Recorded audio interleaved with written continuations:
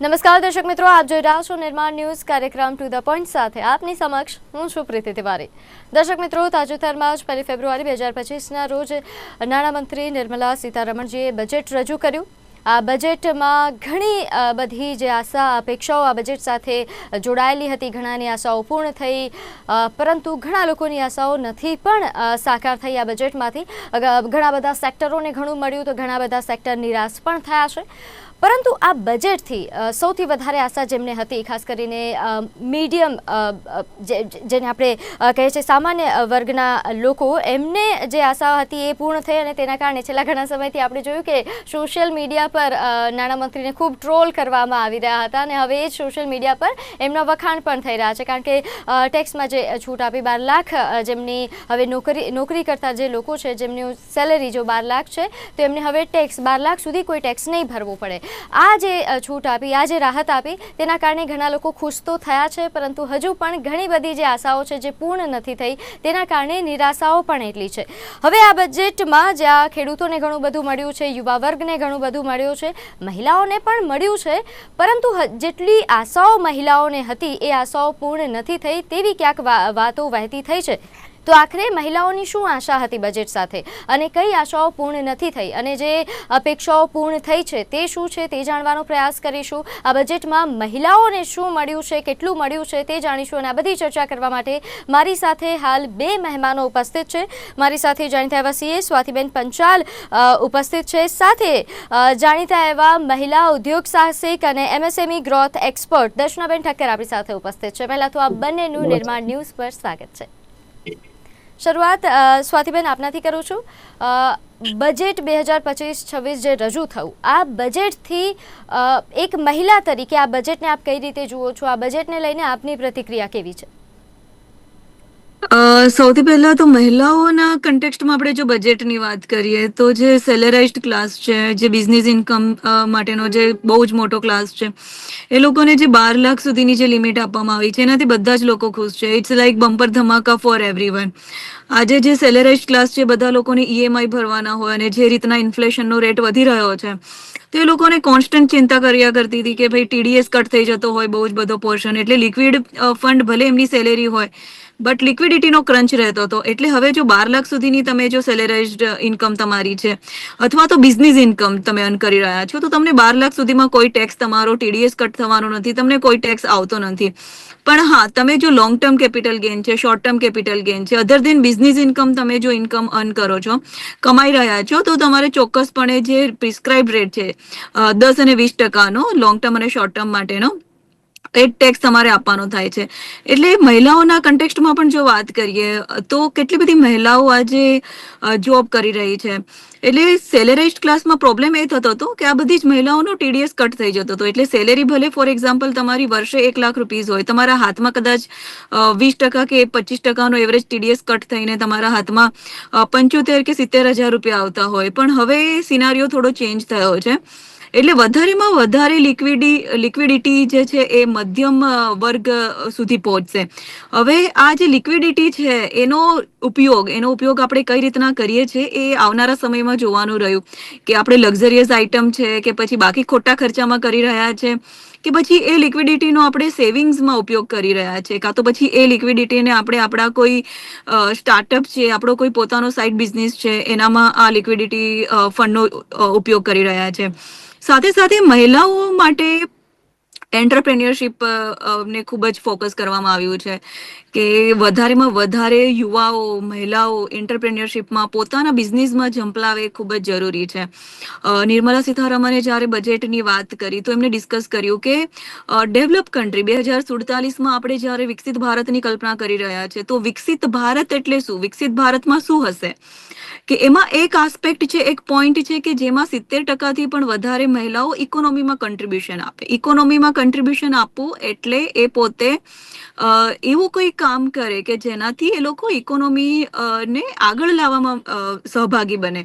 આજે આપણે જોઈએ છે કે 50% જે વુમન વર્કફોર્સ છે, ફિમેલ છે, એમાંથી કેટલો ઓછો વર્કફોર્સ હશે જે લીડરશિપમાં છે, જે પોતે વર્ક કરી રહ્યા છે, બહુ જ ઓછો મહિલાઓ આગળ આવી રહી છે।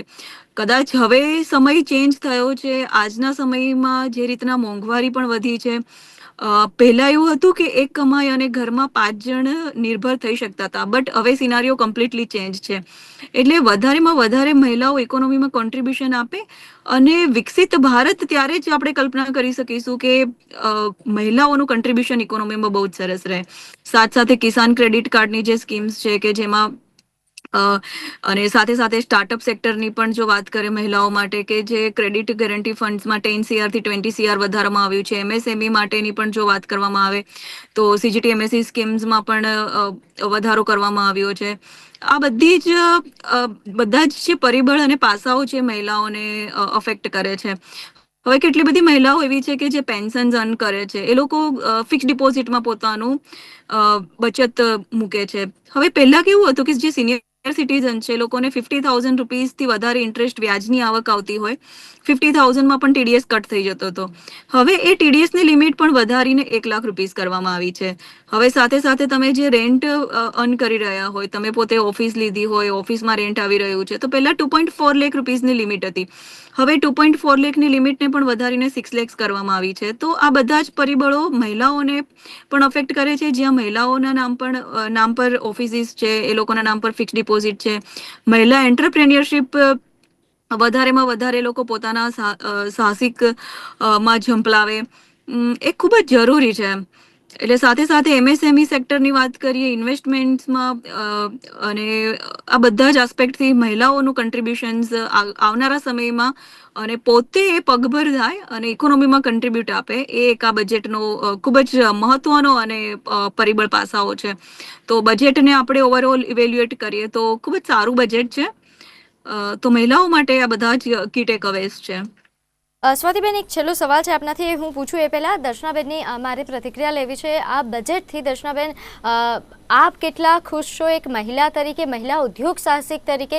કારણ કે ઉદ્યોગ સાહસિકોને તો આ બજેટમાં ડાયરેક્ટ ફાયદો થયો છે, કારણ કે બે જે જાહેરાત થઈ ડાયરેક્ટ મહિલાઓને ફાયદો થાય એના માટેની, બે મહત્વપૂર્ણ મહિલાઓ માટે જાહેરાત બે જ થઈ છે. જો ડાયરેક્ટલી આપણે ફાયદાની વાત કરીએ તો એક તો જે લોન સરળતાથી સસ્તી લોન મહિલાઓને હવે મળશે, અને એમાં પણ જે ફર્સ્ટ ટાઈમ ના એન્ટરપ્રિન્યોર્સ છે એમને પણ 2 કરોડની એ ટર્મ લોન સરળતાથી મળશે તેવા પ્રકારની વાત છે 5 વર્ષ માટે. તો આ બે જાહેરાત જ થઈ છે. શું આનાથી પણ વધારે અપેક્ષા હતી? અને આ બે જાહેરાત બાદ શું ગ્રાઉન્ડ લેવલ પર પરિસ્થિતિ બદલાશે? Thank you. તમે મને આ પ્રશ્ન બહુ સારો કર્યો છે કે જાહેરાત તો થઈ છે, પણ એ કેટલી ઇફેક્ટિવ છે અને હજી શું વધારે સારું હોઈ શકતું. એકચ્યુઅલી જે ગવર્મેન્ટ સ્કીમની વાત કરીએ ને, તો એઝ ઓફ ડે પણ ઘણી બધી સારી સ્કીમ ચાલી રહી છે, જે કે સ્ટેન્ડઅપ ઇન્ડિયા છે, મુદ્રા યોજના છે, ઉદ્યોગીની સ્કીમ છે. જેમ સ્વાતિબેને વાત કરી કે CGTSME જે છે, જેમાં લિમિટ વધારવામાં આવી છે. આ બધી સ્કીમો જનરલ બી છે, મહિલાઓ માટે પણ છે. મહિલાઓના બે પર્સપેક્ટિવ છે. એક તો એક હોમ મેકર મહિલા છે, તો જે એક જનરલ વુમનની વાત કરું તો એની માટે બજેટ ફાયદાકારક છે, કારણ કે જે ટેક્સનું ભારણ ઓછું થયું છે એનાથી મહિલા માટેનું જે સ્પેન્ડિંગ પાવર છે એ થોડો વધી શકશે. આના સિવાય એન્ટરપ્રેન્યોરશિપની વાત કરું તો કોઈ મોટો ફાયદો દેખાતો નથી. સરકારે જે વાત કરી હતી કે આપણા જે 4 પિલર છે એમાં અન્નદાતા, ગરીબ અને મહિલાઓ અને યુવા વર્ગ, તો યુવા વર્ગ બી સ્ટાર્ટઅપમાં આવે છે અને મહિલાઓ પણ એનો પાયો છે. તો આ બે સેક્ટરને, એગ્રીકલ્ચર સેક્ટરને ઘણું બધું સારું આપ્યું છે આ વખતે સરકારે બજેટમાં. ગયા વર્ષે મહિલાઓને થોડો ફાયદો આપ્યો હતો બજેટમાં, પણ આ વર્ષના બજેટમાં જૂની જાહેરાતો એઝ ઇટ ઇઝ છે, કામ કરી રહી છે, પણ નવી એવી કોઈ સ્કીમ નથી આવી જેમાંથી મહિલાઓને કોઈ વધારાનો ફાયદો થાય, કોઈ વધારાનું એક્સ્ટ્રા બેનિફિટ થાય. કારણ કે આજે હું MSME સેક્ટરમાં ઘણું બધું કામ કરી રહી છું, ઇકોસિસ્ટમમાં કામ કરી રહી છું, સ્ટાર્ટઅપ ઇકોસિસ્ટમમાં કામ કરી રહી છું. તો મારું એવું ઓબ્ઝર્વેશન છે અને એવા સર્વે રિપોર્ટ પણ છે કે ખાલી 20% મહિલાઓ MSMEમાં એન્ટરપ્રેન્યોર છે. MSME સેક્ટરના જેટલા એન્ટરપ્રેન્યોર છે એમાંથી ખાલી 20% મહિલાઓ છે, બાકીના 80% પુરુષ પ્રધાન સમાજ છે. MSME ની વાત કરીએ, સ્ટાર્ટઅપમાં કન્ટ્રીબ્યુશન મહિલાઓનું વધી રહ્યું છે. આજે જે મહિલાઓ સ્ટાર્ટઅપ કરી રહી છે એ પોતાના ફંડથી કરી રહી છે. એને ફંડ લેવું બહુ મુશ્કેલી પડે છે. એવા પણ રિસોર્સ મને મળે છે, બેંકમાંથી ફીડબેક મળે છે મહિલાઓ થ્રુ. જ્યારે બેંકમાં લોન લેવા જાય છે ત્યારે એમને પૂછવામાં આવે છે કે તમે બિઝનેસ કરવાના છો, તમારા કોઈ કો ફાઉન્ડર પુરુષ છે કે નહીં, તમે એકલા હાથે કરવાના છો. તો એક મહિલાની સક્ષમતા ઉપર ડાઉટ કરવામાં આવે છે કે એની લોન રીપેમેન્ટ કેપેસિટી કેવી છે. તો આમાં એક બહુ મોટા ફેરફારની જરૂર છે. હું ચોક્કસ રિકમેન્ડ કરીશ કે આમાં એક બેંકોએ પણ સરકારોએ પણ એવું કંઈક કરવું જોઈએ કે જેથી મહિલાઓને સારી રીતે ઇઝીલી ફંડ મળે બિઝનેસ માટે. એ સિવાય જ્યારે જે મહિલાઓ પોતાની જાતે રિસ્ક લઈને બિઝનેસ શરૂ કરી રહી છે, તો એ શરૂ કર્યા પછી એને સર્વાઈવ કરવા માટે એનું ભારણ ઓછું થાય એના માટે કોઈ સ્કીમ રાખવી જોઈએ. જેવી કે એક્ઝામ્પલ તરીકે મેં આગળનું એક મારું જે સેશન હતું પ્રી બજેટ એક્સપેક્ટેશન, એમાં મેં વાત કરી હતી કે એવા રૂમર્સ પણ હતા અને એવા સોર્સથી એમને ઇન્ફોર્મેશન બી હતી કે સરકાર જે મહિલાઓના સાહસો છે, સ્ટાર્ટઅપ છે કે એન્ટરપ્રાઇઝ છે, એને શરૂઆતના 5 વર્ષ સુધી કોઈ ટેક્સમાં બેનિફિટ આપે અથવા તો કોઈ સ્પેશિયલ બેનિફિટ આપે, પણ એવું કઈ થયું નહીં. જો મહિલા ઉદ્યોગ સાહસિકને કોઈ વધારાની સગવડ મળે ટેક્સેશનમાં ને એમાં, તો પણ એક એન્કરેજ થાય. બીજું કે મહિલાઓ ઉદ્યોગ સાહસિક તો છે, સ્વાતિબેને વાત કરી, જોબ માર્કેટમાં પણ વધારો થઈ રહ્યો છે, બહેનોનો ફાળો વધી રહ્યો છે.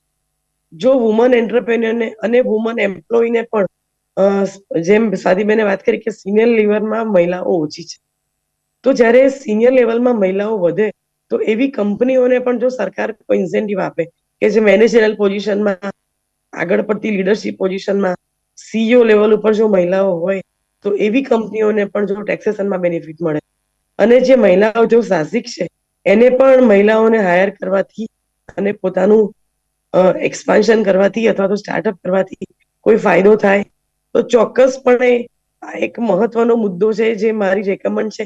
મેં પણ આગળના પણ અમારા જે રિકમેન્ડેશનમાં મેં સરકારને આપ્યું છે અમારી પ્રોપર ચેનલ થ્રુ, પણ આ એક જરૂરી હતું જે થયું નથી. પણ હું આશા રાખીશ કે આવનારા ગુજરાત સરકારના બજેટમાં જે ફેબ્રુઆરી એન્ડમાં આવવાનું છે એમાં કંઈક મહિલાઓ માટેની સ્પેશિયલ રિકમેન્ડેશન આવે.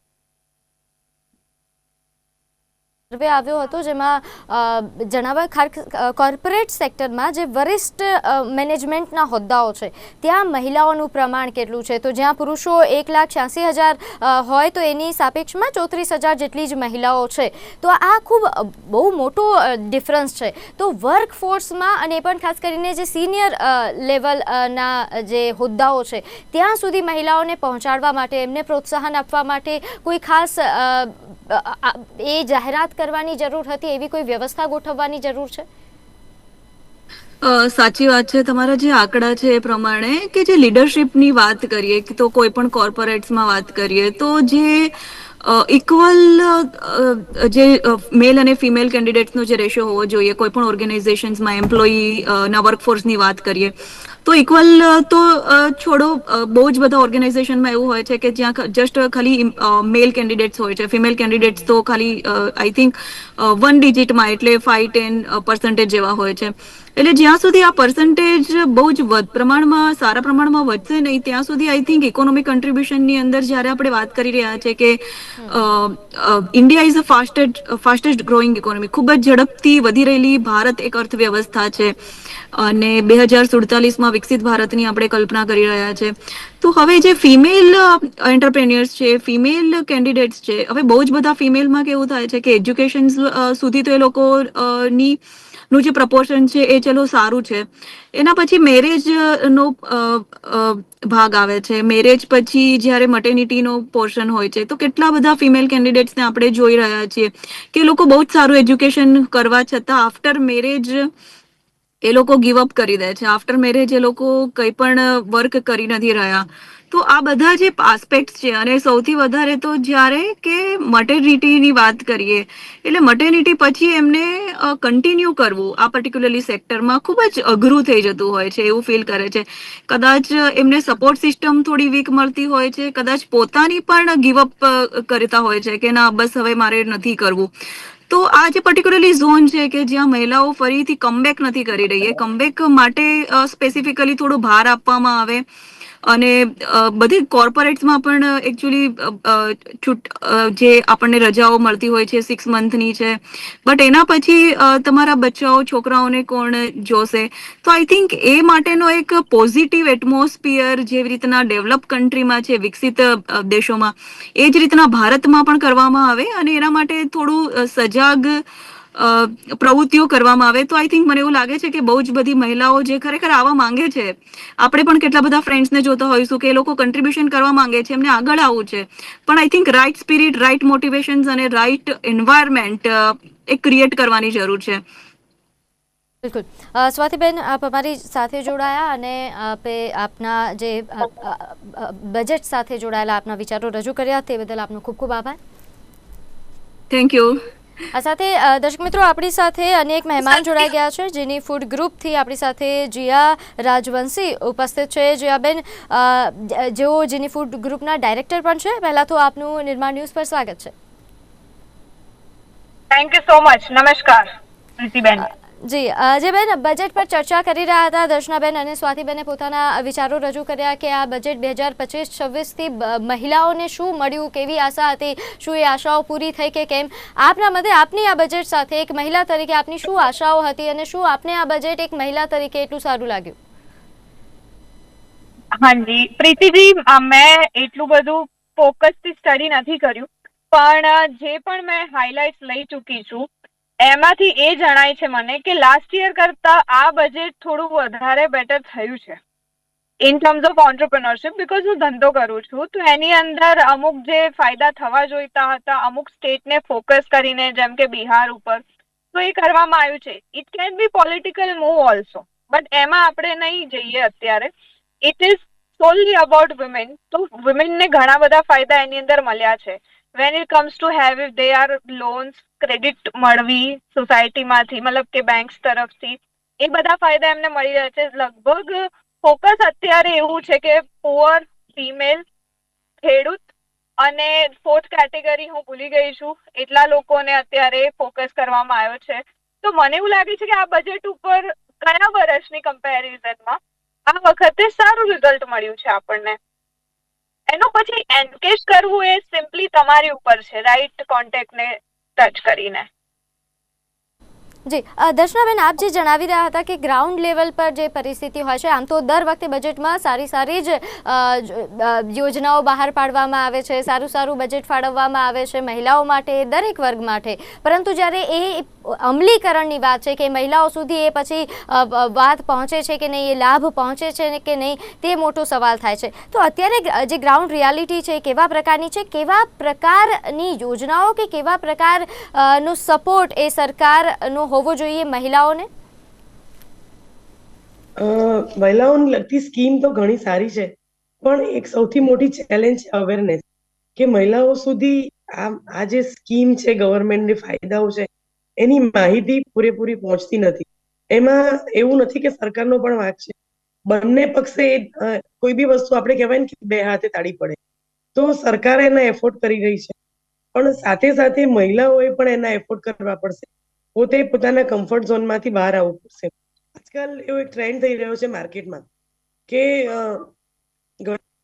વુમન પ્રોગ્રામ થાય છે, વુમન કોન્ફરન્સ થાય છે, બધા પોતપોતાની ઇન્સ્પિરેશનલ સ્ટોરી શેર કરે છે, સોરી, કે આ જર્ની કર્યું કે આવી રીતે બધું. પણ ક્યાં ને ક્યાંક એક્ટિવ પાર્ટિસિપેશનમાં ઘણા ઇશ્યુઝ આવી રહ્યા છે, એવું હું અનુભવ કરું છું. પાર્ટિસિપેશનમાં ઇશ્યુ આવી રહ્યા છે, પણ એક આપણું કહેવાય ને, એક જૂની કહેવત છે કે છે ને, બધાને બોલવું ગમે છે, સાંભળવું કોઈને નથી ગમતું. તો એ એક થિયરીથી પણ લોકોના પાર્ટિસિપેટ ઓછા છે. બીજું કે જ્યારે કોન્ફરન્સ ને પ્રોગ્રામ થાય છે ને, તો એ પ્રોગ્રામ ના જે ફોકસ એરિયા હોય છે ને, એ કોઈને હાઇલાઇટ કરવાના હોય છે કે આ વુમન ઇન્સ્પિરેશનલ છે, આની જર્ની આવી છે અને આ ચેલેન્જીસ કરી. દેટ ઇઝ ઓકે, બધાની જર્ની છે, એ વાત સારી છે, પણ તમને પાર્ટિસિપેશનથી તમે જ્યારે કોન્ફરન્સમાં as a delegate, as a member જાઓ છો, તો તમને શું મળે છે? ખાલી ઇન્સ્પિરેશનથી બિઝનેસ નથી કરાતો.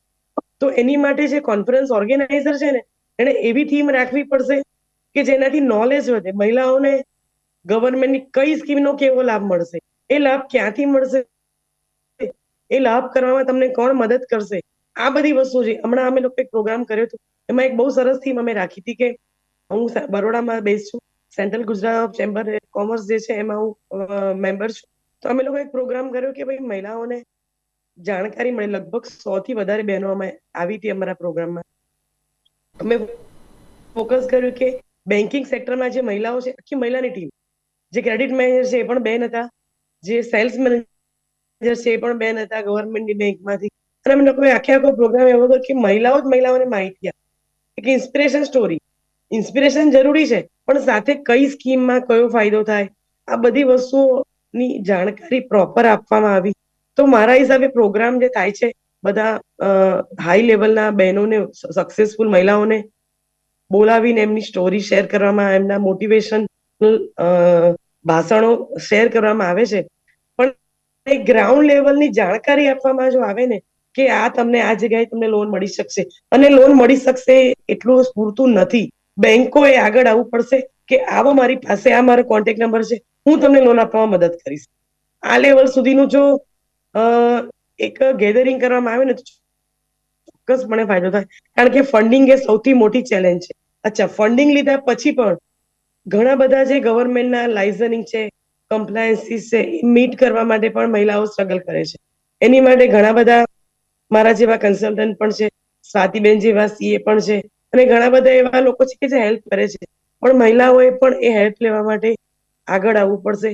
બધું કામ પોતે જાતે ન કરી શકાય, એવું એક તો જેનું પ્લેટફોર્મ, કામ જે કરે. દર્શનાબેન, એવું પ્લેટફોર્મ હોવું જોઈએ કે હા. જ્યાં યોજનાની માહિતી તો મળે છે, પછી ઘણીવાર એવું થાય કે યોજના વિશે તો ખ્યાલ આવી ગયો, પરંતુ આગળ શું કરવું, આગળ બધી વસ્તુઓ જાણવા માટે શું બેંક કરવાનું? પાસે હા, જવા માટે ધક્કા ખાવા પડે છે, બેંકમાંથી પછી બીજી બધી ધક્કા ખાવા પડે બાબતો છે. માટે ધક્કા ખાવા પડે. તો ક્યાંક એવું પ્લેટફોર્મ ઊભું કરવાની જરૂર છે કે જ્યાં બધું જ મળી રહે, કે ન ફક્ત, કેમ કે હવે ડિજિટલ ટ્રેનિંગની પણ એક બરાબર. વાત કરી છે જયાબેન, કે આજે લોનની જાહેરાતો થઈ બજેટમાં, સાથે સાથે એવી પણ જાહેરાત થઈ છે કે જે મહિલા ઉદ્યોગ સાહસિકો છે એમને ડિજિટલ ટ્રેનિંગ પણ આપવામાં આવશે. તો જ્યાં તમે ડિજિટલ ટ્રેનિંગ આપો છો, એમની સાથે સાથે એમને એ પણ ટ્રેનિંગ આપો કે આ યોજના તમને કઈ રીતે યુઝ કરવાની છે, તમને બેંકમાં જઈને શું કામ કરાવવાના છે, શું કામ નથી કરવાના, અથવા તો બેંકમાં જે સુવિધા હોય કે તમે બેંક પાસે સીધા જાઓ, બેંક જ તમને બધી પ્રકારની માહિતી, તમામ પ્રકારની સુવિધાઓ ઉપલબ્ધ કરાવે. માહિતી. તો આવું કરવાથી સાચી વાત કોઈ, જી જી અજયબેન, આપણો કારણ કે શું આવી વ્યવસ્થા નથી એવું છે એનો મતલબ? અને બીજી વસ્તુ કે જો વ્યવસ્થા ઊભી કરવી હોય તો કેટલો બદલાવ આવે, શું પછી કે પરિસ્થિતિ કેવી બદલાઈ જાય મહિલાઓ માટે? પ્રીતિબેન, મેં ઓલરેડી એક લોન લીધેલી છે 30 લાખ રૂપિયાની, અને એની અંદર પેપર વર્ક ઘણું બધું હતું. એમાં હું ના નથી પાડતી, but at the same point of time જે ઓથોરિટી હતી એ બી એટલી જ એક્ટિવલી મારી સાથે કામ કરી રહી હતી. એ સરકારી ઓથોરિટી જ હતી. એમાં ગવર્મેન્ટ એજ્યુકેશન ઇન્વોલ્વ હતું, યુનિવર્સિટી ઇન્વોલ્વ હતી, અને બેંક ઇન્વોલ્વ હતી. મારે 3 જગ્યાએથી ત્રણેયના પેપર્સ ભેગા કરી અને કરવાનું હતું. તો મેં છેલ્લા 3-4 વર્ષની અંદર તો આ સુધારો થતા ઘણો જોયો છે કે લોકોને અગર જો ઇન્ફોર્મેશન જોઈએ છે, સ્પેશિયલી વુમેન, મેલને કદાચ એ લોકો ઇગ્નોર કરશે કે કોઈએ પણ હવે ભર્યું છે કોઈ ફોર્મ કે મને આની ઇન્ફોર્મેશન જોઈએ છે, કે આ ફોર્મ મેં ભર્યું છે આ લોન માટે, એટલીસ્ટ એમને રિપ્લાય જેટલું જલ્દી બને એટલું જલ્દી એક્સપેડાઇટ કરીને મળે છે. એ મારું પોતાનું જ દેખ્યું, મારી સામેની જ વાતો છે આ બધી. શું કહેવાય, ઓબ્ઝર્વેશન છે મારું કે ધીસ ઇઝ હેપનિંગ ઓલરેડી. તમારે નથી કર્યું, that's a secondary. I am not saying કે એવરીબડી ઇઝ લાઈક દેટ. કોઈને કંઈક પ્રોબ્લેમ થઈ પણ હોઈ શકે, પણ હવે શું છે કે બધી જગ્યાએ હેલ્પ સેન્ટર્સ આવી ગયા છે. જે ફાઇનલ ઓથોરિટી છે, મતલબ કે director of that bank or manager, એ તમારી ડિરેક્ટ કનેક્શનમાં આવી શકે એવા તમારી પાસે રિસોર્સિસ ઉભા થઈ ગયા છે. ફોન નંબરથી માંડીને ઈમેલ આઈડીથી માંડીને બધું જ છે તમારી પાસે. તો it is very much possible કે તમે આ બધું રીચ કરી શકો છો. ટફ હશે, નો ડાઉટ, કારણ કે પેપર્સ આપણે પોતે ના સમજ્યા હોય, સીએ ફાઇનાન્સીસ થઈ ગયા, કોઈક મંજૂરી લાવી છે, એ બધું અઘરું છે એવું નથી અઘરું, પણ you can definitely do that. Certain amount of certification તો મેં પોતે જ લીધેલા છે, જાતે જ જઈને ઓનલાઈન ફોર્મ ભર્યા છે, સમજ્યું છે, થોડું યુટ્યુબ પર વિડીયો જોયા છે અને કર્યું છે. તો અગર કરવું છે તો પોસિબલ છે, કહેવાનો મતલબ છે. ક્યાંક પરિસ્થિતિ ખૂબ સારી છે, અને કદાચ દર્શનાબેન આપે જણાવ્યું કે ક્યાંક એવું પણ છે કે જ્યાં પરિસ્થિતિ એટલી સારી નથી, તો એ સુધારવાની જરૂર છે. બધી જગ્યાઓ પર પરિસ્થિતિ સારી થાય, એ પ્રકારનું નિર્માણ થાય તો આગળ આવે. ખાસ કરીને ગ્રામ્ય વિસ્તારોમાં કેવી પરિસ્થિતિ હોય છે દર્શનાબેન? કારણ કે ગ્રામ્ય મહિલાઓ સાથે આપનું વધારે મળવાનું થતું હોય છે, આઈ ગેસ. મારું નોર્મલી ગ્રામ્ય અને શહેર બંને વિસ્તારોમાં હોય છે. ગ્રામ્ય મહિલાઓમાં તો ઘણી ખરાબ પરિસ્થિતિ છે, પણ શહેરી વિસ્તારમાં જેમ જીયાબેને કીધું કે એ પ્રમાણે શહેરી વિસ્તારમાં બેંક કોઓપરેટિવ છે, પણ in not in all cases. અને બીજું કે જે થોડી યંગ મહિલાઓ છે ને, જેને અત્યારે બધું ખબર પડે છે, એ લોકો બધું ઓનલાઈન સર્ચ કરીને પહોંચી વળે છે.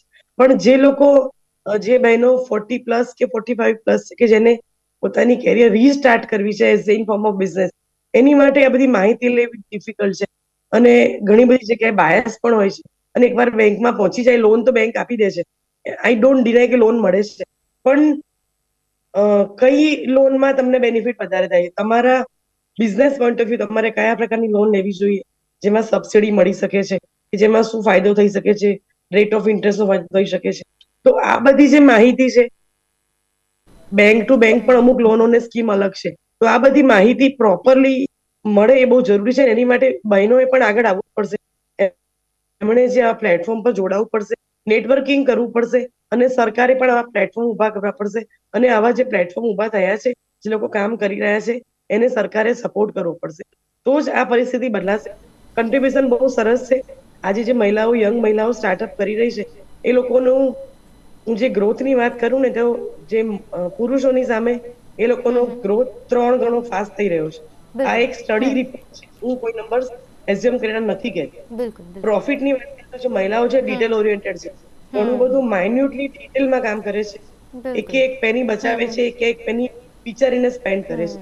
તો આ ક્વોલિટીના લીધે બિઝનેસનો પ્રોફિટ પણ વધી રહ્યો છે, એક બિલકુલ. સેટિસ્ફેક્શન આમ લેવલ પણ આવી રહ્યું બજેટ છે. બનાવવાનું તો મહિલાઓની તો એ એમની એક લાક્ષણિકતા છે, કેમ કે બધા નાનપણથી જ શીખ્યા હોય છે. દરેક મહિલાને ખબર છે બચત ક્યાંથી કરવી, ક્યાંથી 1 રૂપિયો બચી જવો, એ એમને બહુ સારી રીતે આવડે છે, એટલે એ હેન્ડલ કરી જ શકે.